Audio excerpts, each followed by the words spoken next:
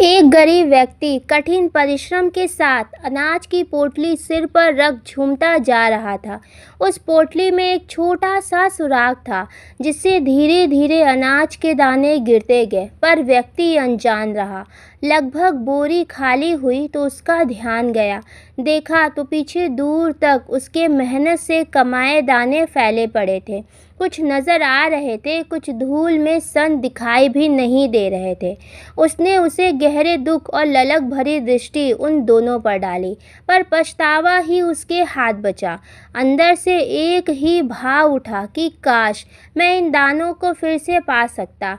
वास्तव में यही स्थिति व्यक्ति की होती है। समय हाथ से निकल जाने पर व्यक्ति निश्चित ही पोटली से बिखरे उन दानों को फिर नहीं पा सकता, परंतु यदि समय है तो परिश्रम करके दोबारा अवश्य एकत्र कर सकता है।